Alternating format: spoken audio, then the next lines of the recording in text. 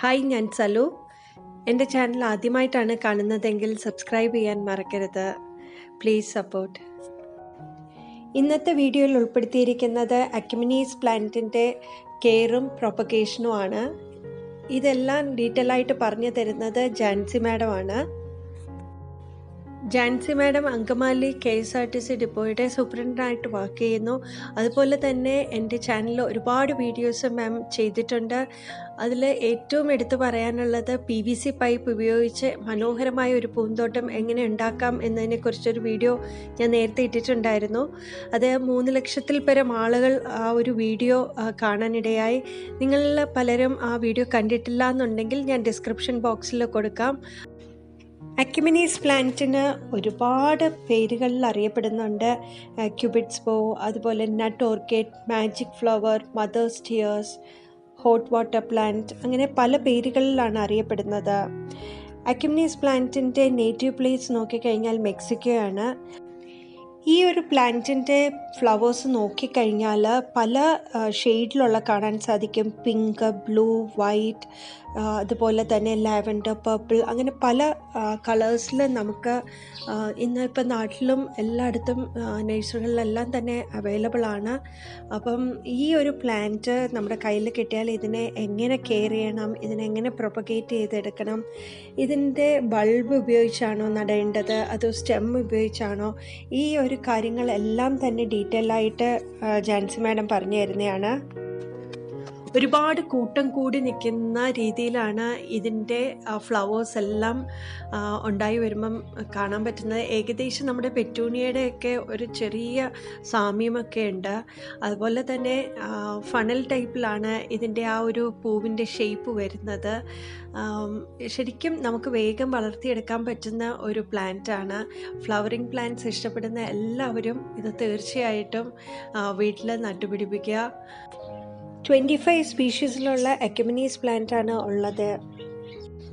അക്യുമിനീസ് പ്ലാന്റിൻ്റെ ഫ്ലവേഴ്സ് കൂടുതലായി കാണാൻ സാധിക്കുന്നത് ജൂൺ ടു ഒക്ടോബർ മാസങ്ങളിലാണ്. അതുപോലെ തന്നെ ഈ ഒരു പ്ലാന്റ് 24 ഇഞ്ചസ് ലോങ്ങിൽ വളരുന്ന ഒരു പ്ലാന്റും കൂടിയാണ്.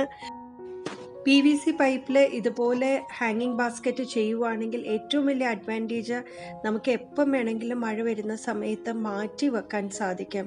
ഷെയ്ഡുള്ള ഭാഗത്തേക്ക് മാറ്റി വെക്കാൻ സാധിക്കും. അതുപോലെ തന്നെ വളരെ ഈസി ആയിട്ട് മെയിൻറ്റെയിൻ ചെയ്യാനും പറ്റുന്നതാണ്. ഇനി ജാൻസി മാഡം ഇതിനെപ്പറ്റി ഡീറ്റെയിൽ ആയിട്ട് പറഞ്ഞു തരും. ഞാൻ ഇന്ന് അക്യുമിനാസ് എന്ന് പറയുന്ന ഒരു ചെടിയെ പറ്റി നിങ്ങൾക്ക് പരിചയപ്പെടുത്താനാണ് വന്നിരിക്കുന്നത്. ഇത് നമ്മുടെ നാട്ടിലൊക്കെ സർവ്വസാധാരണമായിട്ട് കണ്ടുവരുന്ന ഒരു ചെടിയാണ്. പക്ഷെ ഇത് വളരെ കെയർലെസ് ആയിട്ട് വേലിപ്പടർപ്പുകളിലും അല്ലെങ്കിൽ കാട്ട് സൈഡിൽ അല്ലെങ്കിൽ വേലിയുടെ പടർപ്പിലൊക്കെ ഉണ്ടായി കിടക്കുന്നത് കണ്ടിട്ടുണ്ടാവും. പക്ഷെ അത് ഇതുപോലെ നല്ല ഭംഗിയായിട്ട് PVC പൈപ്പിലോ അല്ലെങ്കിൽ ഹാങ് ചെയ്ത് നമുക്ക് ഇടാൻ പറ്റിയൊരു അറേഞ്ച്മെൻറ്റ് ചെയ്ത് ഈ ചെടി ഇങ്ങനെ ഇത്രയും ഭംഗിയായിട്ട് വളർത്തിയെടുക്കാം എന്നുള്ളത് ഞാൻ നിങ്ങൾക്കൊന്ന് പരിചയപ്പെടുത്താണ്. കാരണം പലരും ഈ ചെടിയുടെ സംരക്ഷണം എങ്ങനെയാണെന്നും ഈ ചെടി തൈയാണോ നടുന്നത് അതോ എന്താണ് ഇതിൻ്റെ പ്രൊപ്പഗേഷൻ എന്നൊക്കെ ഒരു സംശയം എൻ്റെ അടുത്ത് ചോദിച്ചിരുന്നു. അപ്പോൾ എനിക്ക് തോന്നി നിങ്ങൾക്ക് ഉപകാരപ്പെടുന്ന രീതിയിൽ ഒരു വീഡിയോ ചെയ്യാമെന്ന്. എൻ്റെ കയ്യിൽ ഇതുപോലെ ഒരു ചട്ടിയിൽ ഉള്ള ഒരു മൂട് ചെടി മാത്രമേ എനിക്കുണ്ടായിരുന്നുള്ളൂ. അതൊരു 2 കൊല്ലം മുമ്പ് എനിക്കിതുപോലെ ഒരാൾ ഒരു വീട്ടിൽ കണ്ടപ്പോൾ ഞാനത് അവിടുന്ന് വാങ്ങിച്ചതാണ്. ഒരു ചെറിയ തൈയായിരുന്നു. പക്ഷെ അത് നമ്മൾ ഇതേപോലെ ഇത്രയും പല സ്ഥലത്തും ഞാൻ നട്ടിട്ടുണ്ട്. ഇതുപോലെ ഒത്തിരി ഇലകൾ ഉണ്ടാക്കിയെടുക്കാം. അതിന് ഞാൻ എന്താണ് ചെയ്യേണ്ടതെന്നുള്ളതാണ് ഇന്ന് നിങ്ങളായിട്ട് ഷെയർ ചെയ്യുന്നത്. ഇതുപോലെ ഹാങ് ചെയ്തിട്ടും നമുക്ക് അക്യുമിനാസ് ഇടാം കേട്ടോ. ഇതുണ്ടാവും അതുപോലെ ചട്ടിയിൽ നമുക്ക് അക്യുമിനാസ് നടാം. ഇത് കഴിഞ്ഞ സീസണിൽ ഈ മഴക്കാലമായപ്പോൾ മുളച്ച് വന്ന ചെടികൾ നട്ട് ഉണ്ടാക്കിയതാണ് കേട്ടോ. അപ്പോൾ ഇതിൻ്റെ തൈകൾ എങ്ങനെയാണ് വരുന്നതെന്നും എങ്ങനെയാണ് പറിച്ച് നടന്നതെന്നും കൂടി പറയാം. ഇത് അക്യുമിനാസിൻ്റെ പൂവുണ്ടായി കഴിഞ്ഞ ഒരു ചെടിയാട്ടോ. ഇത് പൂവുണ്ടായി കഴിഞ്ഞ് കഴിയുമ്പോൾ ഇതുപോലെ ഇലകൾ ഉണങ്ങാൻ തുടങ്ങും, തണ്ടുകളെല്ലാം ഉണങ്ങാൻ തുടങ്ങും, ഇതേപോലെ ആകും.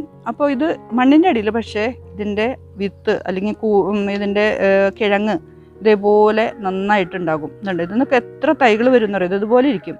നമ്മൾ കൂർക്കയുടെയൊക്കെ കിഴങ്ങ് പോലെ അത്രയും ഉരുണ്ടതല്ല എങ്കിലും അതുപോലെ ഇരിക്കുന്ന ടൈപ്പിലുള്ള ഒരു കിഴങ്ങാണ്. ഈ കിഴങ്ങിൽ നിന്ന് ഇഷ്ടംപോലെ മുളകൾ വരും. കിഴങ്ങ് നമ്മൾ പറിക്കരുത്. ഈ മുകളിലേക്ക് ഇങ്ങനെ കുഞ്ഞു തൈയായിട്ട് വരുന്ന ഈ തൈ ഉണ്ടല്ലോ, ഇത് കണ്ടോ, ഇതേപോലത്തെ തൈ മാത്രമേ അതിൽ നിന്ന് പറിച്ചെടുക്കാൻ പാടുള്ളൂ. അപ്പോൾ അതിൻ്റെ മൂട്ടിൽ കിഴങ്ങുണ്ടാവില്ല, കിഴങ്ങ് അവിടെ തന്നെ കിടക്കും. വീണ്ടും അതിനകത്ത് തൈകൾ വന്നുകൊണ്ടിരിക്കും. ഇതുണ്ട് ചെറിയ തൈകൾ. ഇതാണ് നമ്മൾ പറിച്ച് നടേണ്ടത്.